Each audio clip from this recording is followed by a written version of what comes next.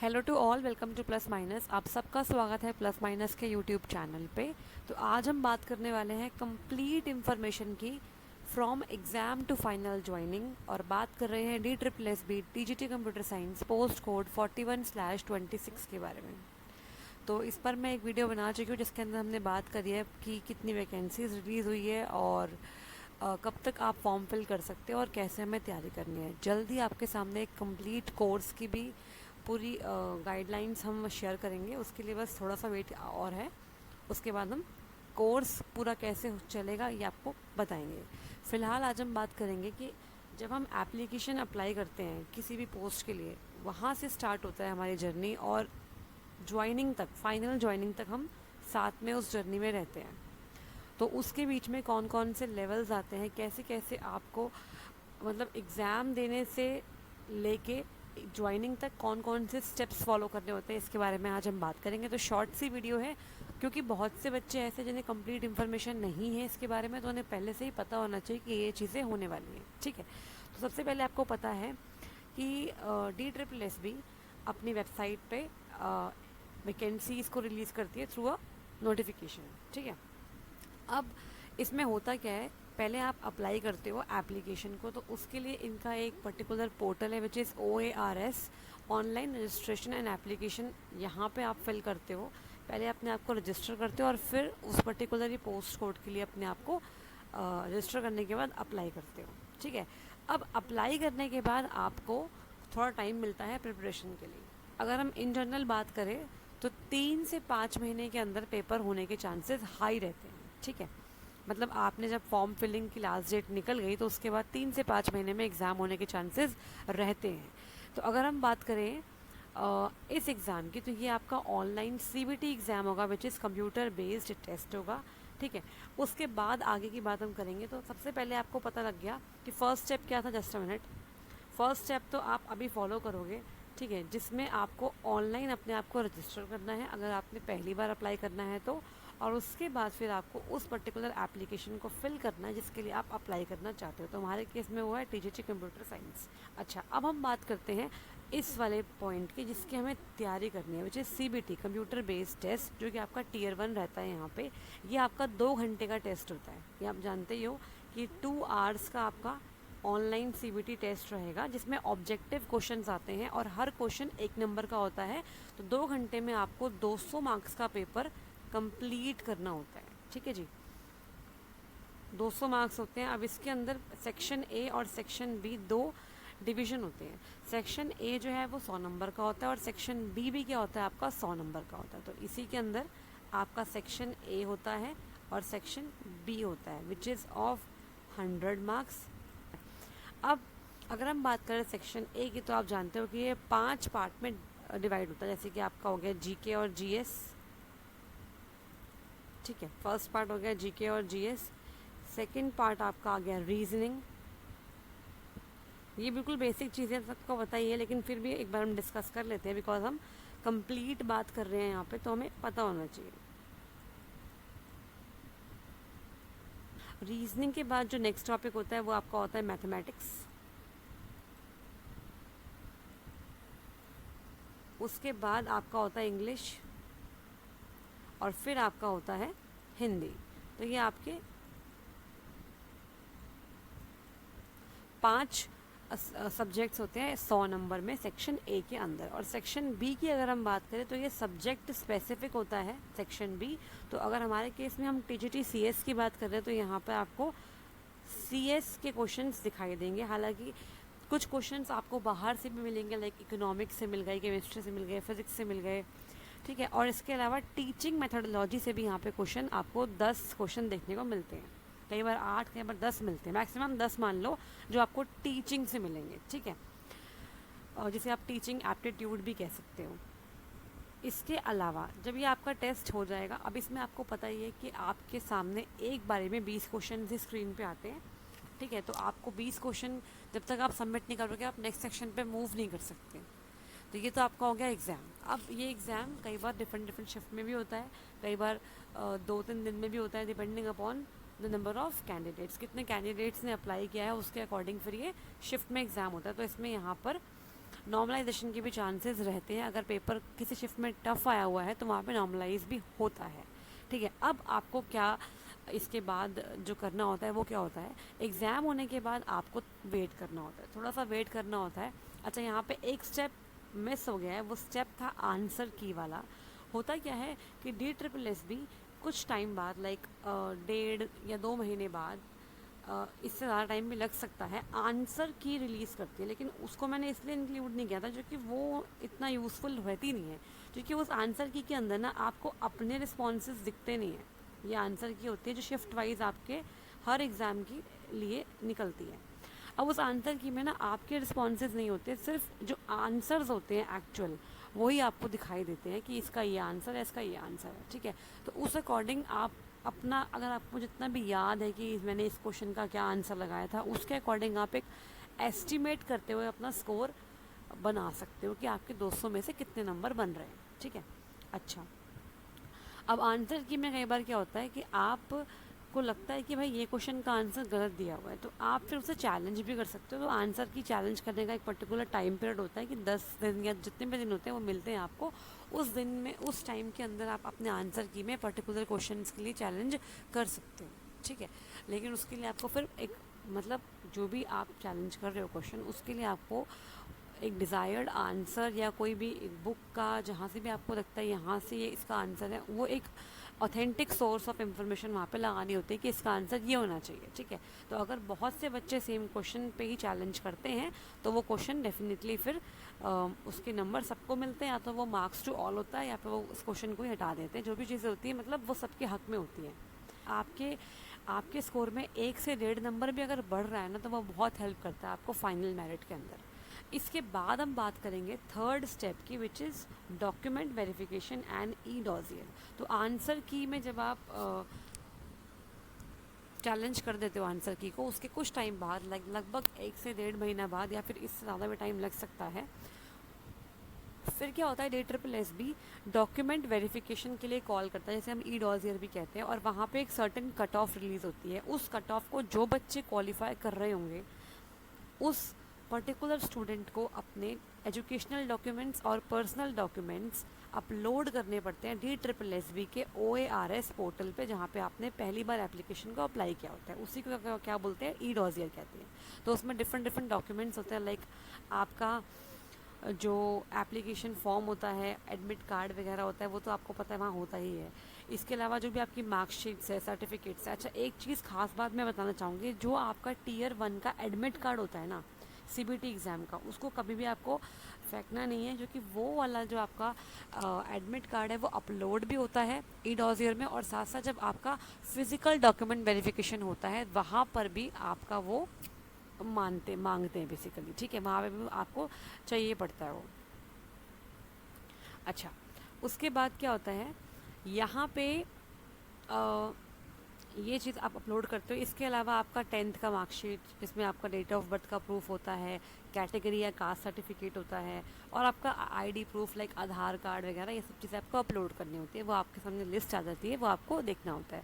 और जो OBC दिल्ली वाले होते हैं उनको NCL भी अपलोड करना होता है, लेकिन इस केस में इस बार तो हमारे पास OBC की वैकेंसी है ही नहीं, ठीक है। अच्छा, तो अपलोड करने के बाद एक पर्टिकुलर टाइम मिलता है कि इस डेट तक आपकी ई डॉजियर की विंडो खुली है, उस दिन तक आपको अपलोड करने डॉक्यूमेंट्स, ठीक है। उसके बाद कुछ टाइम लगता है, डॉक्यूमेंट्स वेरीफाई होते हैं ऑनलाइन, और जो भी, मतलब कई लोग ऐसे होते हैं जो कि वैलिड ही नहीं होते हैं, लाइक उन्होंने अगर OBC दिल्ली में अप्लाई कर दिया लेकिन वो OBC दिल्ली है ही नहीं, वो तो जनरल कैटेगरी में आते हैं, या और भी चीज़ें जो होती हैं, वो सब चीज़ें को देखते हुए, ठीक है, एक कुछ टाइम बाद एक नई और फाइनल कट ऑफ रिलीज़ होती है, जो अप्रॉक्सीमेटली ई डॉजर की कट ऑफ से हायर होती है। लगभग आप लगा लो, लगभग 8 से 10 या 15 नंबर ज़्यादा होते हैं उस पर्टिकुलर कट ऑफ के अंदर। तो अगर आपका जो स्कोर है वो ई डॉजर की कट ऑफ से 10 नंबर भी ज़्यादा बन रहा है, तो आप मान के चलो कि फाइनल मेरिट में आपका नाम हो सकता है, आपका जो रोल नंबर है वो हो सकता है, ठीक है। उसके बाद क्या होता है, जब आपका फाइनल यहाँ पे नाम आ जाता है ना, उसके बाद फिर आपको एक पर्टिकुलर, मतलब लेटर इशू हो जाता है आपके नाम से। फिर उस लेटर के नाम, मतलब आपके नाम के साथ लेटर आपको मेल भी आता है, और आपको वेबसाइट पे भी दिखता है डीओई की, और साथ साथ आपके घर पे भी बाय पोस्ट आता है। उसके बाद आपको एक पर्टिकुलर डेट मिलती है और जो लोकेशन होती है वो वही होती है ओल्ड सेक्रेटेरिएट में, जो आपका ऑफिस है सिविल लाइंस पे डीओई का, वहीं आपको जाना होता है और वहाँ जाके आपको अपने सभी डॉक्यूमेंट्स की फ़िज़िकल वेरिफिकेशन करानी होती है वहाँ पे। और वहाँ पे आपसे एक फॉर्म भरवाते हैं वो, मतलब 2-3 पेज का फॉर्म होता है वो, जिसके अंदर आपकी सारी इन्फॉर्मेशन आप भरते हो अच्छे से। उसमें आपको बहुत चीज़ें भरनी होती है, आपका एड्रेस वगैरह, आपकी सारी क्वालिफिकेशन, आपका एक्सपीरियंस अगर आपके पास है और अगर रिक्वायर्ड है, सब कुछ फिल करते हो आप। और उसमें उसी में ना एक ऑप्शन होता है कि आपको नियरेस्ट स्कूल चूज़ करने का ऑप्शन रहता है। तो आप अपने अकॉर्डिंग कोई भी जहाँ पे आप रहते हो उस एरिया में जो आपको सबसे अच्छा स्कूल लगता है और नियर बाय लगता है, आप उसको फिल कर सकते हो। लेकिन ये ज़रूरी नहीं होता कि आपको वही स्कूल मिलेगा। हाँ, वो एक आइडिया ले लेते हैं कि हाँ इतने एरिया तक आप स्कूल जाने में कंफर्टेबल हो, इतना एरिया आपका कंफर्टेबल जोन है, तो उसी एरिया में ही आपको स्कूल मिलता है। और अगर आप ज़्यादा लकी हो तो मे बी आपको वही स्कूल मिल जाए, अगर वैकेंसी है तो उस स्कूल में।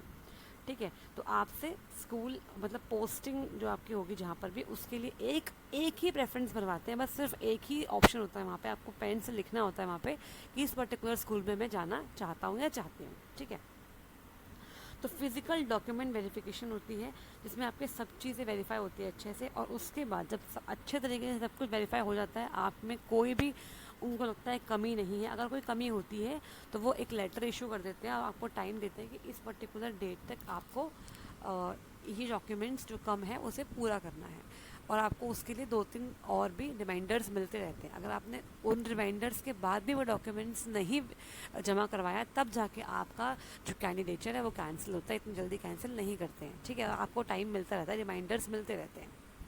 अगर आपका डॉक्यूमेंट वेरिफिकेशन बिल्कुल ठीक रहा है, सभी डॉक्यूमेंट्स कंप्लीट थे, कोई भी दिक्कत नहीं है, तो आपको हो पाए तो उसी दिन आपको मेडिकल का लेटर मिल जाता है। ठीक है, मेडिकल लेटर में क्या होता है, मेडिकल लेटर में आपका एक पर्टिकुलर हॉस्पिटल का नाम लिखा होता है, 5th नंबर सेट की अगर हम बात करें, उसी दिन मिल जाता है। कई बार ये बाद में भी कॉल करके बुलाते हैं, डीओई में बुलाते हैं और वहाँ पे दे देते हैं। उसके लिए आपको पासपोर्ट साइज़ फ़ोटोग्राफ लेके जानी होती है, आई थिंक 2 या 3, वो उस पर 2 कॉपी तो होती है, आपको देते हैं वो। एक कॉपी आप वहाँ सबमिट करोगे जहाँ आपको जाना होता है हॉस्पिटल में, और एक आपके पास रहती है। तो मेडिकल के लिए आपको एक पर्टिकुलर हॉस्पिटल मिल जाता है और आपको वहाँ पे खुद कॉल करना होता है, विजिट करना होता है उस पर्टिकुलर हॉस्पिटल में, और वहाँ जाके आपको डेट लेनी होती है। ये आपको खुद से करना होता है, ये आपको वहाँ पे डीओई इसमें कोई हेल्प नहीं करता। ठीक है, आपको खुद कॉल करना होता है। जितना जल्दी आप अप्रोच करोगे अपने मेडिकल एग्जामिनेशन वाले हॉस्पिटल को, उतना अच्छा ही बेटर है आपके लिए। वहाँ जाके कॉल करते हैं, वो आपको पर्टिकुलर डेट्स देते हैं, आपको बता देते हैं कि आपको खाली पेट आना है मॉर्निंग में, जो कि ब्लड टेस्ट, यूरिन टेस्ट, बहुत से टेस्ट होते हैं। तो कुछ सर्टेन नंबर ऑफ़ टेस्ट वहाँ पे रहते हैं, लाइक आपका हाइट और वेट वगैरह नापते हैं। इसके अलावा आपका एक एक्सरे भी होता है, वो आपका आई टेस्ट भी करते हैं। और उसमें सबसे इम्पॉर्टेंट है कि उसमें ना कलर ब्लाइंडनेस वाला टेस्ट किया जाता है। तो उसमें आपको ना मतलब कलरफुल पिक्चर्स दिखाते हैं, उसमें नंबर्स या फिगर्स वगैरह रहती हैं, उसमें आपको पूछते हैं वो कि आपको क्या दिख रहा है इसके अंदर। तो ये काफ़ी इंपॉर्टेंट और क्रूशियल स्टेप होता है।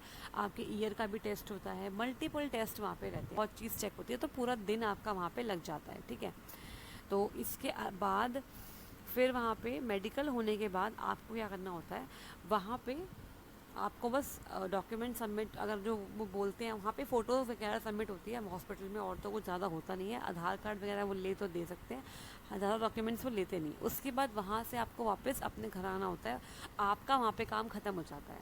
फिर कुछ दिनों बाद क्या होता है कि जो आपका हॉस्पिटल होता है ना, वो एक रिपोर्ट बना के आपकी, कि आप अनफिट हो या फिट हो, वो बना के भेजता है आपके डीओई में। डीओई फिर उसके बेसिस पे अगर आप फिट हो तो कुछ ही दिन में आपको एक स्कूल अलॉट करके आपका नाम, पूरी लिस्ट आती है, आपका नाम और सामने स्कूल लिखा होता है, स्कूल की आईडी लिखी होती है, वो आपको फाइनल अपॉइंटमेंट लेटर के तौर पे अपनी वेबसाइट पे भी अपलोड करता है और आपके घर पे भी आता है। उसमें वो स्कूल का नाम लिखा होता है आपको, और आपको टाइम दिया होता है कि इस टाइम तक आपको ज्वाइन करना ही करना होता है। अगर आप उस टाइम तक ज्वाइन नहीं करते तो आपको फिर से मेमो वगैरह मिलता है, रिमाइंडर मिलता है। फिर भी नहीं करोगे तो फिर फाइनल जाकर आपका जो कैंडिडेचर है वो फिर कैंसिल हो जाता है। तो मेनली आपको 3 रिमाइंडर्स तो मिलते ही मिलते हैं, फर्स्ट रिमाइंडर, सेकंड और लास्ट होता है आपका फाइनल रिमाइंडर। अगर तीसरे रिमाइंडर के बाद भी कैंडिडेट रिस्पॉन्स नहीं करता है, तभी जाके कोई क्रूशियल डिसीजन लेता है आपका डिपार्टमेंट, वरना तो नहीं होता है। तो सबसे इम्पॉर्टेंट यहाँ पे जो बात है ना कि आपके जो डॉक्यूमेंट्स हैं वो अभी से ही सही से बना के रखो।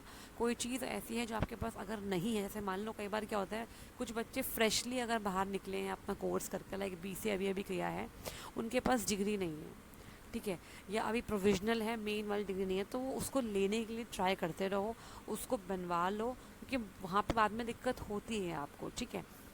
और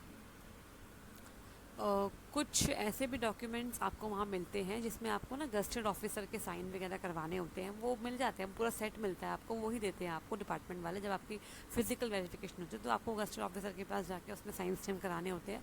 तो काफ़ी सारी चीज़ें होती हैं जो आपको डिपार्टमेंट खुद से बताता रहेगा, और ये बहुत ज़्यादा टीडियस प्रोसेस नहीं होता, आराम से हो जाता है। कुछ आपकी हेल्प भी होती है तो वो कर देते हैं, ऐसा कुछ नहीं है, आपको पूरी गाइडेंस देते हैं, पूरा कोऑपरेशन करते हैं, लेकिन ये है कि इसमें टाइम लग जाता है। तो अप्रॉक्सीमेटली आप लगा लो, फॉर्म फिलिंग से लेके ज्वाइनिंग, फाइनल ज्वाइनिंग में आपको अप्रॉक्सीमेटली ना 1 से 1.25 साल निकल ही जाता है। अगर बहुत ही फास्ट हो गया तो बहुत अच्छी बात है। तो ये हमने पूरा डिस्कस करा कि कैसे स्टेप बाय स्टेप आपका जो ज्वाइनिंग का प्रोसेस है वो कंप्लीट होता है। फिर भी कोई डाउट अगर आपको लगता है तो आप पूछ सकते हो कमेंट सेक्शन में। और कुछ बच्चों का डाउट था कि हम क्या पोस्टिंग सेलेक्ट कर सकते हैं, क्या स्कूल प्रेफरेंस दे सकते हैं, मैंने उनको बता दिया उसके बारे में कि एक ही स्कूल आप फिल कर सकते हो, अपने एरिया के अकॉर्डिंग आप फिल करिए, अपने जहाँ पे आप रहते हैं। और उसके बाद जो मिलता है ना आपको स्कूल, पहली पोस्टिंग जो होती है वो आपके हाथ में नहीं होती, वो डिपार्टमेंट ही देता है, depending upon the availability of the post in that particular area. तो वो ट्राई तो यही होता है कि आपको विद इन 3 किलोमीटर्स या आई थिंक 5 किलोमीटर रेंज में ही मिल जाए। बट अगर मान लो बहुत वर्स्ट केस है, आपके एरिया में है ही नहीं वैकेंसी, तो आपको दूर भी मिल जाता है। लेकिन लेटर ऑन क्या होता है, ज्वाइनिंग के बाद ना आपके सामने पोर्टल खुल जाता है कुछ महीनों बाद, जहाँ पे आप अपनी पोस्टिंग चेंज करवा सकते हो अगर दूसरे स्कूल में वैकेंसी आपको दिख रही है तो बहुत सी चीज़ें आपको ज्वाइनिंग के बाद अपने आप ही आइडिया लगता रहेगा। आपके प्रिंसिपल्स, आपके अदर फेलो टीचर्स और भी लोग आपकी हेल्प करते रहते हैं, ऐसी कोई दिक्कत वाली बात होती नहीं है ज्वाइनिंग को लेके। अगर दूर हो गई है तो बाद में आप ठीक चेंज करवा भी सकते हो। तो आई होप हमने यहाँ पे पूरा स्टेप बाय स्टेप प्रोसेस समझ लिया होगा। फिर भी कोई आपको डाउट लगता है तो आप कमेंट सेक्शन में कमेंट कर सकते हो। I will definitely try to reply all the queries. और कोर्स की क्वेरी अभी डेफिनेटली आपको बहुत सारी आ रही होगी, तो हम बहुत ही जल्दी आपके सामने कोर्स का पूरा बाइफिकेशन लेके आएंगे विद इन 2 और 3 डेज़। तो बने रहिए प्लस माइनस चैनल के साथ।